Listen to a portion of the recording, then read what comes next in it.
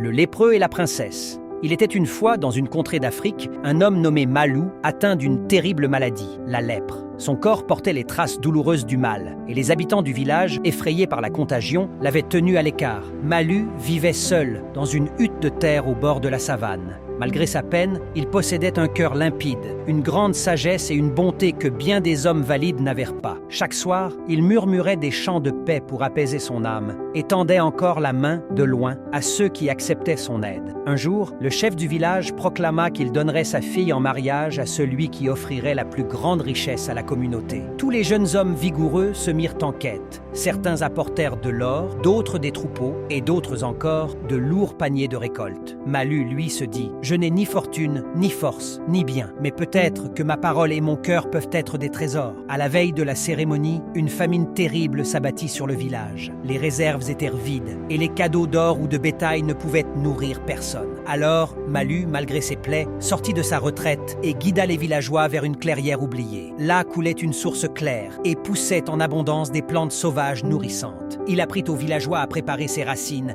à préserver l'eau et surtout à partager équitablement. Grâce à lui, la vie, la paix et l'espérance revinrent dans le village. Le chef, ému, déclara devant tous « La véritable richesse n'est pas l'or ni les troupeaux. Elle réside dans la sagesse, le partage et la bonté. Voilà pourquoi, malgré son apparence, c'est Malou qui mérite la main de ma fille. » Certains s'indignèrent, mais beaucoup comprirent à la leçon. La princesse, douce et courageuse, accepta sans hésitation d'épouser Malou. Elle voyait au-delà de ses plaies, et dans son regard, elle apercevait la lumière d'un homme juste. Le mariage fut célébré dans la joie, et dès ce jour, on n'appela plus Malou le lépreux, mais l'époux de la source, celui qui avait sauvé son peuple grâce à son cœur. La vraie union ne repose ni sur la beauté ni sur la richesse matérielle, mais sur la force du cœur, la sagesse et le don de soi.